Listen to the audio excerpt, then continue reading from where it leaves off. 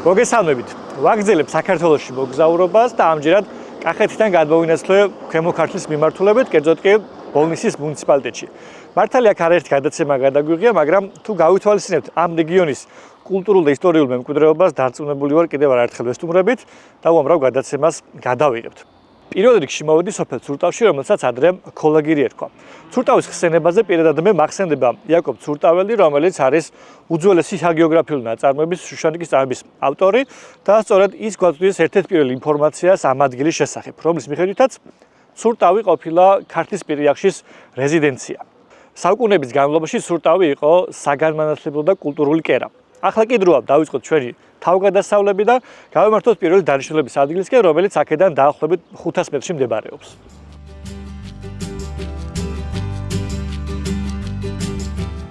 თუ ცურტავისკენ მოგზაურობას თბილისიდან იწყებთ, უმჯობესია მარნეულის მაგისტრალი აირჩიოთ. მარნეულიდან გადაუხოთ ყიზილ ლაჯლოსკენ. გაივლით ფარისა და თამარის და სულ რაღაც 1 საათში უკვე დანიშნულების ადგილას, ისტორიულ ცურტავში აღმოჩნდებით.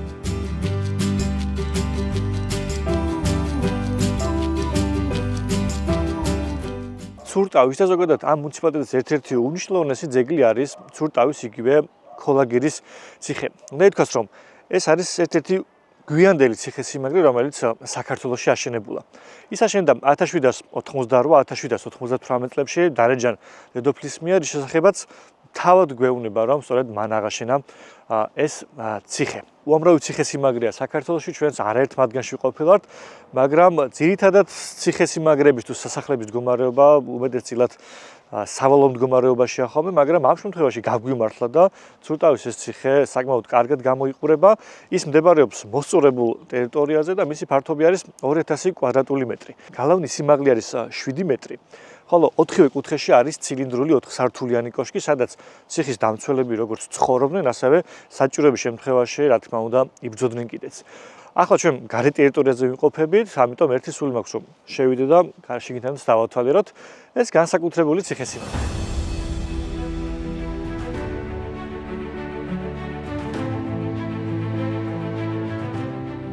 ცურტავის ციხეს ორი შესასვლელი აქვს. მთავარი კარი ჩრდილო-აღმოსავლეთ კედლის ცენტრშია დატანებული, მეორე კი მის მოპირდაპირე მხარეს. ამჟამად ციხესიმაგრის ტერიტორიაზე მოქმედი მამათა მონასტერია. აქ მოღვაწე ბერები, რომლებიც ციხის კოშკებში ცხოვრობენ, თავად პატრონობენ და უვლიან ამ ისტორიულ ადგილს. ბევრგან შეხვდებით ცნობას აქ დედათა მონასტრის არსებობის შესახებ. სინამდვილეში აქ მხოლოდ მამები მოღვაწეობენ.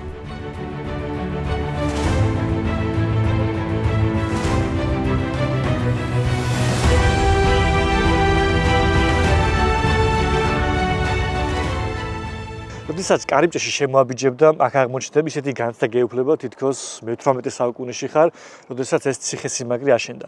რა თქმა უნდა, ამას ის განაპირობებს, რომ როგორც კი გითხარით, საკმაოდ კარგად არის შენარჩუნებული ეს ციხესიმაგრე და ყველაფერი ზუსტად ისეა, როგორც მისი აშენებისას.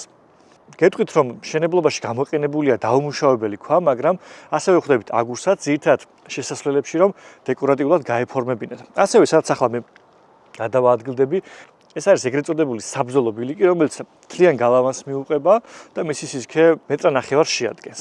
ძალიან მოხარული ვარ და მინდა აღვნიშნო ასევე ერთი ფაქტი, რომ საკმაოდ მოვლილი ტერიტორია, როდესაც აქ მოხვალთ, გაეცნობით არა მხოლოდ ისტორიას, კულტურას, არქიტექტურას, არამედ გექნებათ შესაძლებლობა, რომ აქ გასეირნებისას განიტვირთოთ, დაისვენოთ. ისე როგორც მე იმის მიუხედავად, რომ საკმაოდ ქარიანი ამინდია, აქ როდესაც გადაადგილდები, შეუძლებელია, რომ არ განიტვირთო.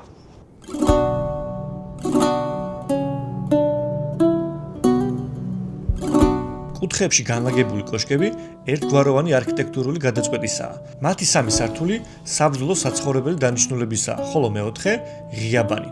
მხოლოდ თავდაცვისთვისაა განკუთვნილი. აქ სათოფეები, სალოდეები და საზარბაზნეებია განლაგებული. ციხის მშენებლობის პერიოდში რეგიონში უკიდურესად მძიმე ვითარება იყო. მოსახლეობის დიდ ნაწილს არა ქართველები შეადგენდნენ. ქრისტიანები კი მუდმივ შევიწროებას განიცდიდნენ. სწორედ ადგილობრივთა დასაცავად გახდა საჭირო ამ სიმაგრის აგება. მშენებლობის პროცესში ახალ ციხისფაშა არაერთხელ დაესხა თავს ციხეს, რათა მისი მშენებლობისთვის ხელი შეეშალა.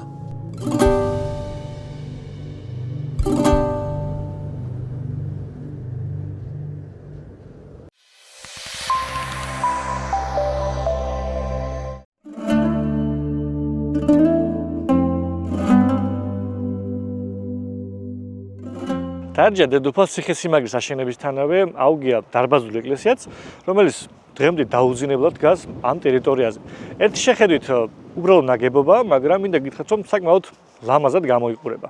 საბოლოო რომ შევაფასოთ, თლიან ციხესიმაგრეს ეს ეკლესიაც ზოგადად ეზოც ძალიან საინტერესოა და ყველას გიჩვენებთ, რომ მოხვიდეთ აქ. თან გვაქვს შესაძლებლობა, რომ გარდა ამ ტერიტორიაზე სერნობისა, ავიდეთ კოშკებში, კარგად დავათვალიეროთ ის, წარმოვიდგინოთ თუ როგორ ცხოვრობდნენ ციხის დამცველები ამ ტერიტორიაზე და ერთგვარად კიდევ ერთხელ აღნიშნავ, რომ წარსულში მოგზაურობას გავს აქ მოსვლა და დათვალიერება.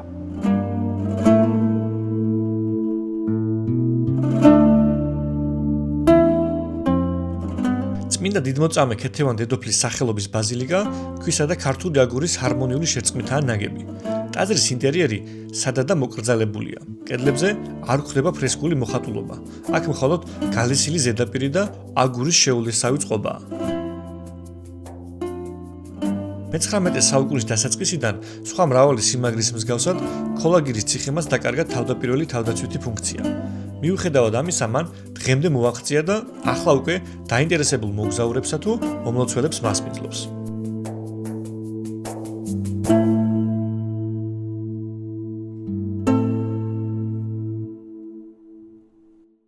უშუალოდ სურტავში რამდენიმე ეკლესიაა და თუ აქ მოგზაურობას გადაწყვეტ და სურვილი გექნებათ, შეგიძლიათ ყველა მათგანი მოინახულოთ. თან იმის გათვალისწინებით, რომ ეს ტაძრები საკმაოდ ახლოს მდებარეობს ერთმანეთთან, მათ მოსანახულებლად დიდ დრო არ დაგჭირდებათ. მაგრამ აუცილებლად უნდა ვახსენო ერთი ფაქტი, რომ ამ ტაძრების უმრავლესობა დაკეტილია. რა თქმა უნდა, ერთის მხრივ არ არის კარგი, როდესაც რაიმე არქიტექტურული ძეგლის ამ შემთხვევაში ეკლესიის მონახულება ან მოლოცვა გინდა და ადგილზე მისულს არ გაქვს შესაძლებლობა შიგნიდან დაათვალიერო, მაგრამ მეორეს მხრივ ეს აუცილებელიც არის, რადგან ამ ტაძრებს დაცვა სჭირდება. ძალიან სამწუხაროა ის ფაქტი, რომ ამ ტაძრის გარშემო სასახლა მევიმყოფები და გეტყვით მასზე ინფორმაციასაც საკმაოდ დანაგვიანებულია. ვერც ვიხსენებ, სადმე მენახოს მსგავსი დოზით ეკლესიის გარშემო დაბინძურებული ადგილი. იმედი მაქვს, ეს ყველაფერი უახლოეს მომავალში გამოსწორდება და არ არის აუცილებელი მაინც და მაინც რაიმე სახელმწიფო უწყებას დაველოდოთ. ძალიან ბევრი ტური ტარდება, რა დროსაც კონკრეტულ ადგილებს ასუფთავებენ და შეიძლება ასეთ რამის მოფიქრებაც.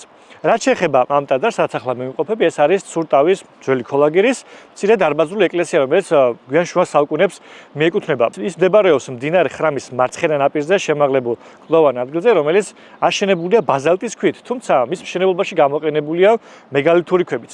ტაძარს ერთი შესასვლელი აქვს დასავლეთის მხრიდან და აქვე უნდა ვახსენოთ ერთი საინტერესო ფაქტი, რომ ამ დასავლეთის კედლის სარკმლის მარჯვენა მხარეს არის ნიშური ჩაღრმავება. ამავდროულად შესასვლელის წინ არის წარწერებიანი და ჯვრის გამოსახულებიანი ქვაც, რაც საკვირველია ძალიან საინტერესოა. ამ სოფელში უპირველესად მაინტერესებდა ზედა ეკლესია, რომელიც მთისწვერზე მდებარეობს, თუმცა იმის გათვალისწინებით, რომ წინადღების განმავლობაში საკმაოდ ძლიერად წვიმდა, ახლა გაუვალი იქნება ეს გზა, ვინაიდან საკმაოდ ტალახდება როგორც ადგილობრივისგან გავარკვიე. თუმცა ძალიან კმაყოფილო რა ამ ეკლესიით, იმის მიუხედავად, რომ შესვლა ვერ შევძელით, გარშემო ძალიან საინტერესო რელიეფია და ძალიან მიყვარს ტაძრები, როდესაც ასე უხდება ლანდშაფტს. ახლა კი დროა გავაგზავნოთ ჩვენი დღევანდელი მოგზაურობა.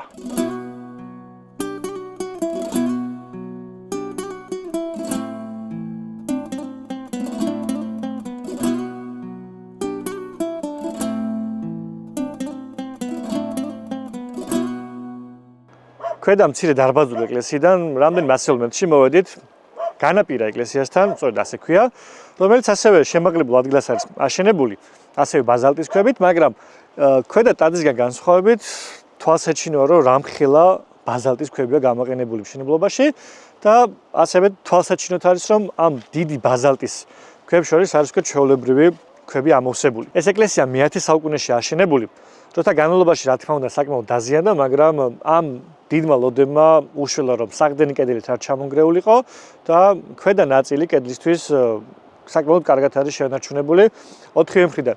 რაც შეეხება ზედა ნაწილს და სახურავს, სახურავი საერთოდ აღარ აქვს, დანგრეულია, ხოლო ზედა ნაწილი ასეთ შენარჩუნებულია, მაგრამ ასე თუ გაგრძელდა ალბათ ესეც ჩამოინგრევა. როგორც კვლევებმა აჩვენა, ეს სახურავი გადახურული უნდა ყოფილიყო კრამიტით. რაც შეეხება შესასვლელს, აქვს სამხრეთის მხრიდან, რომელიც არის თაღოვანი, ამიტომ ახლა გავიშვირები ისკენ და შევიდეთ შიგნიდან დავათვალიეროთ ეს ეკლესია.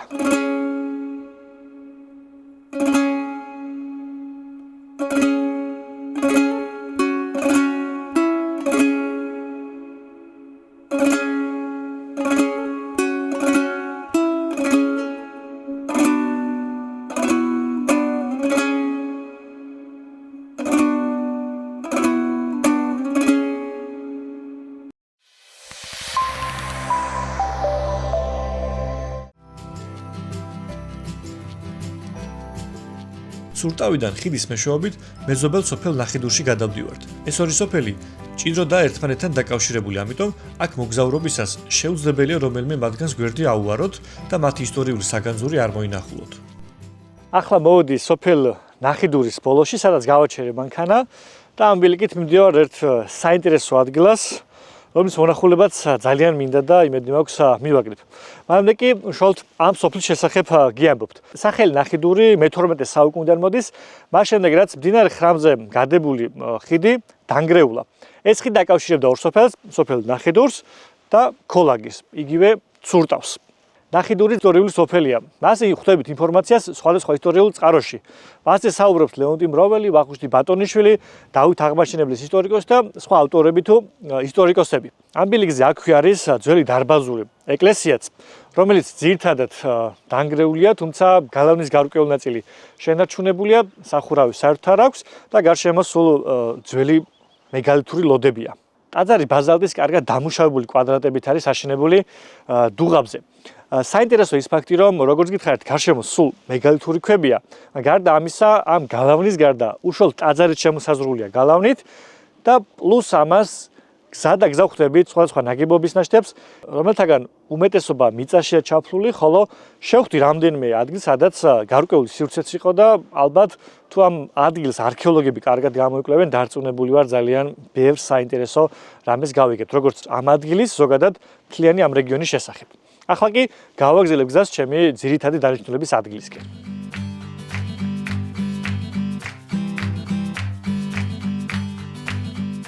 დანიშნულების ადგილამდე მისასვლელი ბილიკი რუკაზე არ არის დატანილი, თუმცა ლოკაცია მონიშნული, ამიტომ ორიენტირება და გზგაგნება სირთულეს არ წარმოადგენს. ირგვლივ სრული სიმშვიდეა, მიუყვები იდუმალ ბილიკებს. ეს სწორედ ის მომენტია, როდესაც მოგზაურობა უდიდეს სიამოვნებას მანიჭებს.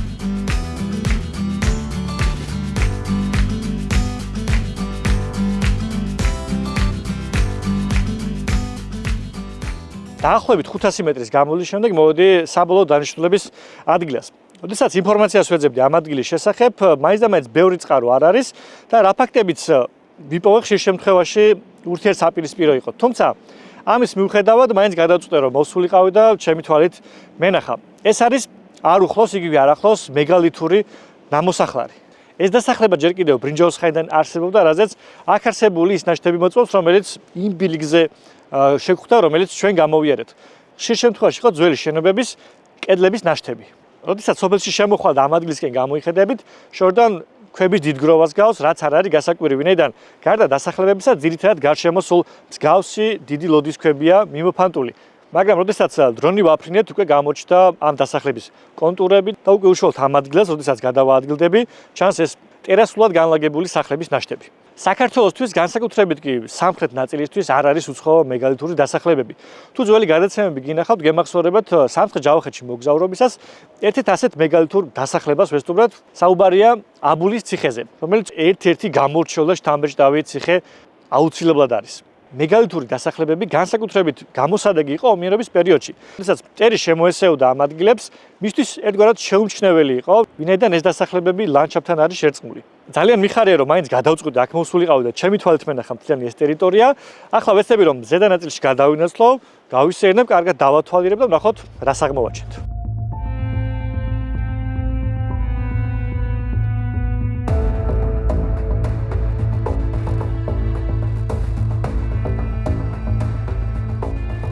ტერმინი მეგალითი ბერძნული წარმოშობისაა. მეგა დიდს ნიშნავს, ხოლო ლითოს ქვას. შესაბამისად, ეს არის უზარმაზარი, როგორც დამუშავებული, ისე დაუმუშავებელი ქვის ლოდებისგან აღმართული ნაგებობა. საქართველოში მათ ციკლოპურ ციხეებს, გმირთ ნაკვეთებს, დევთა ნასახლარებსა და ქვაკაცებს უწოდებდნენ. ამ დასახლებას სტრატეგიული მნიშვნელობა ჰქონდა. იგი მდინარე ხრამის ზოგან კი ქცია წოდებული მდინარის ნაპირას მდებარეობს და ოდესღაც ძლავრი გალავნით ყოფილა გამაგრებული. არქეოლოგიური გათხრები ადასტურებს, რომ ეს ადგილი უძველესი დროიდან მოყოლებული მუდმივად იყო დასახლებული. ნაპოვნი არტეფაქტების ადრეული ფენა ჯერ კიდევ ძველი წელთაღრიცხვით მე-7-მე-6 საუკუნეებით. გვიანდელი კი მე-14 საუკუნის თარიღდება. ეს საკმაოდ ვრცელი ტერიტორია და მის სრულად დასათვალიერებლად სულ მცირე ნახევარი დღე მაინცაა საჭირო. თუმცა, თუ დროს არ დაიშურებთ და ამ ადგილს მოინახულებთ, დარწმუნებული ვარ, არ ინანებთ. მათთვის, ვისაც იდუმალი და მისტიკური გარემო იზიდავს, ეს ნასოფლარი ნამდვილი აღმოჩენაა, საიდანაც ყოველმხრივ ულამაზესი პანორამები იშლება.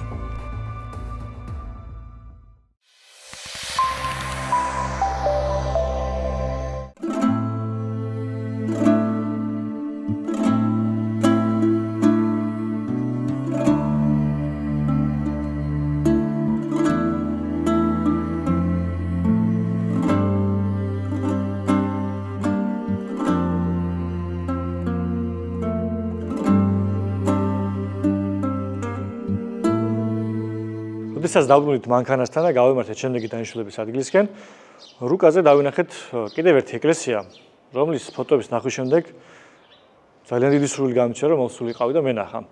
მაგრამ როდესაც აქ მოვედით, ვერ ვნახეთ შემოსასვლელი ვინაიდან. გარშემო არის სახლები. შესაბამისად, სახლებს შორის არის მოქცეული, სულ 3 შესასვლელი ჰქონია ამ ტაძარს. თუმცა დასავლეთის კარი მთლიან დამოქოლილი და შეუძლებელი იქ მოხვედრა, თან ეზოც არის მაცხოვრებელი ადამიანების. ჩვენ მოვდექით ჩრდილოეთის კარს, რომელიც რკინისბადით იყო გადაკეტილი, თუმცა შევძლებთ რომ გაგვეღო და შემოსულიყავით, ვინაიდან როდესაც დაუძახეთ მაცხოვრებლებს რომ ნება მოეცათ შევსულიყავით მათ ეზოში და შემდეგ ტაძარში, არავინ არ გავგონა ხმა და ამიტომ გადავწყვეტ ჩრდილოეთის მხრიდან შემოსულიყავით. როგორც ხედავთ, საკმაოდ დიდი ტაძარია. არ ველოდი თუ ამხელა იქნებოდა, ვინაიდან სოფლებში არ არის ხშირი შემთხვევა ამხელა ზომის ტაძრების. კარგად არის შემონახული, კედლები მყარად დგას, სვეტებიც. ერთ-ერთი რაც ყველაზე შესამჩნევი არის ის, რომ გუმბათი არ აქვს ამ ტაძარს. თუმცა როდესაც აქ შემოვედით, იყო ქათამიც, არ ვიცი, ძალიან ცუდ მდგომარეობაში იქიდან გამომდინარე, რომ სახლებს შორის არის მოქცეული და როგორც ჩანს, სათანადო ყურადღება არ ექცევა მას. ამავდროულად შუა ტაძარში არის ეს ხედს, არ ვიცი რა დანიშნულებით დარგეს, ან ვინ დარგოს საერთოდ, მაგრამ რაც შემიძლია გითხრათ არის ის, რომ საკმაოდ კარგად შემონახული, კარგი ტაძარია და ასეთ მდგომარეობაში ნამდვილად არ უნდა იყოს, ვინაიდან როდესაც შემოიხედები და საქათმე გვერდით მიშენებული ფაქტობრივად ქათმები დარბიან, ალბათ დამეთანხმებით, რომ ძალიან ამაზრზენი სანახავია და იმედი მაქვს ეს გამოსწორდება. ახლა შემოვედი, მეც კარგად არ დამითვალიერებია ბოლომდე, აუცილებლად მოვინახულებ თითოეულ დეტალს და რა თქმა უნდა თქვენს გაგიზიარებთ.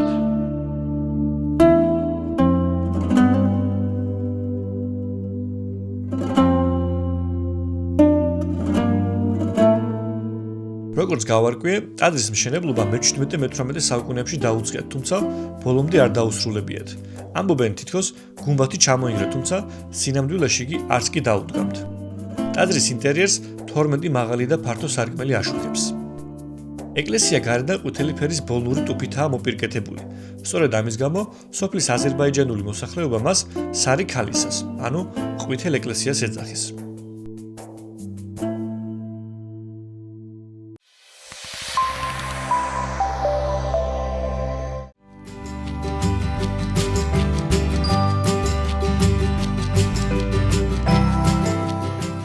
სოფლიდან რამდენიმე კილომეტრში კიდევ ერთი ისტორიული ადგილია. იქამდე მისასვლელად საჭიროა მთავარი გზიდან სამეურნეო საორგულებისკენ გადახვევა. ნაწვიმარზე ტალახის გამო მსუბუქი ავტომობილით გადაადგილება ცოტათი რთულია, თუმცა მაღალი გამავლობის მანქანით დანიშნულების ადგილამდე უპრობლემოდ მიხვალთ. ახლა მოვედი იმ ადგილას, რომელიც ძალიან განსაკუთრებული და მნიშვნელოვანი ადგილია საქართველოს ისტორიაში. ერთი შეხედვით შეიძლება საერთოდ არ გავდეს ასეთ ადგილს, თუმცა გეტყვით იმას, რომ არ უხლოს ეს ნამოსახლარე ჯერ კიდევ ძველი წელთაღრიცხვით მე-6000 წლებში უკვე იყო დასახლებული. აქ ცხოვრობდნენ ჩვენი წინაპრები, აქ ეწეოდნენ მიწათმოქმედებას, მეცხოველეობას. ეს ყველაფერი კი დადასტურებულია იმ არქეოლოგიური გათხრებით, რომელიც ჯერ კიდევ მე-20 საუკუნის 60-იან წლებში დაიწყო. აღმოაჩინეს არაერთი არტეფაქტი, ეს იქნებოდა სამკაულები, ჭურჭელი, სხვა იარაღი, რომელიც იმ ყველაფერს მოწმობს, რაც უკვე გითხარით. ახლა ვიმყოფები არ უხლოს არქეოლოგიურ ადგილას. როდესაც ამ ადგილის შესახებ მოიძიებთ ინტერნეტში ინფორმაციას, არ უხლო იგივე არ ახლოს ნეოლითური დასახლება, ამოაგდებს იმ ფოტო-ვიდეო მასალას, რომელიც გათხრების პერიოდში მიმდინარეობდა. თუმცა ადგილზე მოსვლებს სულ სხვა სურათი გვხვდება. სავარაუდოდ კონსერვაციის მიზნით ის აღმოჩენილი ნამოსახლარე კვლავ მიწით დაიფარა და დღეს მხოლოდ ერთგვარად ის კედლებია შემორჩენილი, რომელიც თავი ძოზე გათხარეს. თუ არის ითქვა, რომ ეს ის ადგილია, სადაც გათხრები მიმდინარეობდა, ერთ შეხედვით შეუძლებელია მივხვდეთ, რომ ამდენად განსაკუთრებული და მნიშვნელოვანი ადგილია. არ უხლოს იგივე არ ახლოს ეს ნამოსახლარი, კიდევ ერთხელ მოწობს იმაზე, თუ რამდენად დიდი კულტურისა და ისტორიის მქონე ერი ვართ. მართალია დაფარულია მიწით ეს ადგილი, თუმცა მაინც ვეცდები, რომ შემოვიარო, დავათვალე, რომ იქნებ რაიმე საინტერესო აღმოვაჩინო და თუ აღმოვაჩინე, რა თქმა უნდა, თქვენს გაჩვენებთ აუცილებლად. ნამოსახლარი 100-დან 150 მეტრამდე დიამეტრისაა და 5 მეტრის სიმაღლის ხელოვნურ ბორცვს წარმოადგენს. იგი ერთ ადგილზე ადამიანთა ხანგრძლივი ცხოვრების შედეგად არის წარმოქმნილი. არქეოლოგიური გათხრებით აქ ძველი წელთაღრიცხვით მე-6-მე-5 ათასწლეულების სამოსახლო გამოვლინდა. ალიზით ნაგები საცხოვრებელი სახლები, სამარხები და თიხის ჭურჭელი, სამეურნეო დანიშნულების რქისა და ძვლის იარაღი. აქვეა ნაპოვნი სხვადასხვა კულტურული მცენარის ნაშთებიც, რაც იმას ადასტურებს, რომ აქაურები ჯერ კიდევ ათასწლეულების წინ ხორბალსა და ქერს თესავდნენ. სამწუხაროდ ტერიტორია საკმაოდ დანაგვიანებულია და არც ერთი საინფორმაციო ნიშანი არ დგას, რომელიც მიგონიშნებდა, რომ ისტორიულ ძეგლთან ვართ. ასეთ მნიშვნელოვან ადგილებს მეტი ყურადღების მიქცევა და მოფრთხილება სჭირდება. აუცილებელია ტერიტორიის შემოღობა და მისი დაცვა მაინც. პირუტყმა რომ არ დააზიანოს.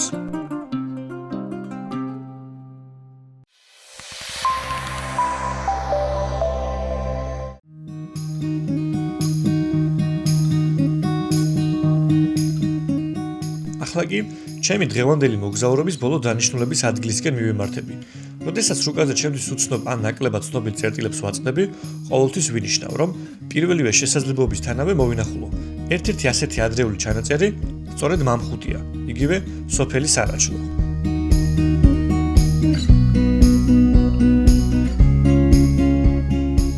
ამასობაში ჩვენ გამოვიარეთ სოფელი სარაჩლო, სადაც 4 ეკლესია მდებარეობს, მაგრამ ამათგან მე მაინტერესებდა ორ ეკლესია, რომელიც ძველ ნასახლარ მამხუტთან მდებარეობს.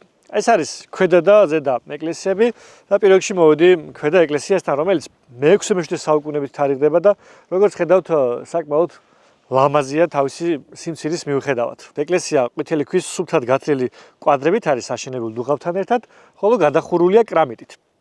მართალია სამშენებლო ქვაში ძირითადად ყვითელი ფერის ქვები ჭარბობს, მაგრამ როდესაც წრეს დაარტყავთ ეკლესიას, ნახავთ იქ სხვა ფერის ქვებსაც.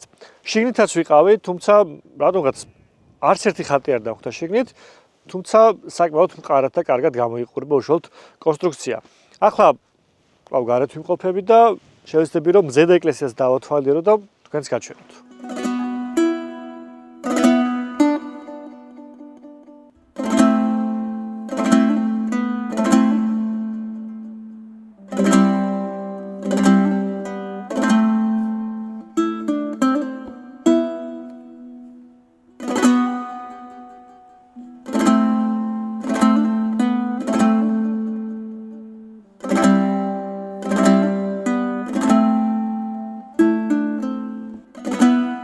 ქვედ ეკლესიიდან ზედ ეკლესიამდე მოსასვლელად დაახლოებით 300 მეტრამდე გამოვიარეთ, რისთვისაც 3 წუთზე მეტი არ დამჭირდა. გეტყვით იმას, რომ ესეც დარბაზული ეკლესიაა, აშენებული ასევე ქვით, დუღაბთან ერთად და გადახურულია კრამიტით. უბრალოდ განსხვავდება ერთი რამით, რომ გვერდით ასევე მინაშენი აქვს. გარდა ამისა, ძალიან საინტერესოა, რომ აღმოსავლეთის შესაბამისად საკურთხევლის მხარეს სარკმლის თავზე გამოხატულია ბოლნური ჯვარი. ტაძარი რესტავრირებულია და ძალიან მარტივია გაარჩიო, რომელია ძველი ქვა და რომელი ახალი. ასევე გეტყვით გზის შესახებ აქ მოსასვლელად, გრუნტიანი გზა მოდის, თუ იქნება მშრალი ამინდი და ნიადაგიც იქნება მშრალი, ფიქრობ, რომ მსუბუქი ავტომობილითაც თავისუფლად მოხვალთ აქ, მაგრამ გაითვალისწინეთ, თუ ნაწვიმარი იქნება, საკმაოდ ატალახებული გზა შეგხვდებათ, ამიტომ უმჯობესია თუ მაღალი გამავლობის მანქანით გადაწყვეტ აქ მოსვლას. აქ მოსვლისას კი გარდა ტაძრებისა არაჩვეულებრივი ხედები დაგხვდებათ, ულამაზესი პანორამები, განსაკუთრებით ამ პერიოდში, აპრილის თვეში, როდესაც ყველაფერი ყვავის, მინდვრები ამწვანებულია და ბუნება იღვიძებს.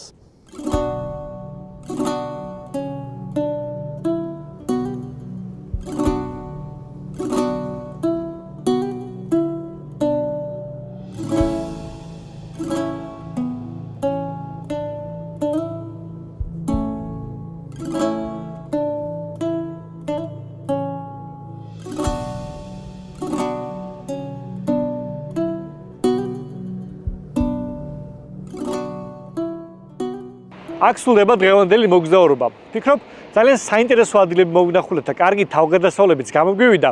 იმის მიუხედავად, რომ ქვემო ქართლში არერთხელ ყოფილ ვარ და უამრავი ადგილი მქონდა ნანახი, დღევანდელი მონახულებული ადგილების 80% არ მქონდა ნანახი და ეს ფაქტი კიდევ ერთხელ მოწმობს იმაზე, რომ საინტერესო შთამბეჭდავი და განსაკუთრებული ადგილების აღმოჩენა ყოველთვის შეგიძლიათ. იმედი მაქვს, თქვენც იმოგზაურებთ და თქვენ თვითონ აღმოაჩენთ ამ საინტერესო ადგილებს. ჩემი მოგზაურობა საქართველოში კი გრძელდება. შემდეგ გადაცემაში კვლავ ქვემო ქართლში. ამჯერად მარნეულის მუნიციპალიტეტში ვიმოგზაურებთ. არ გამოტოვოთ.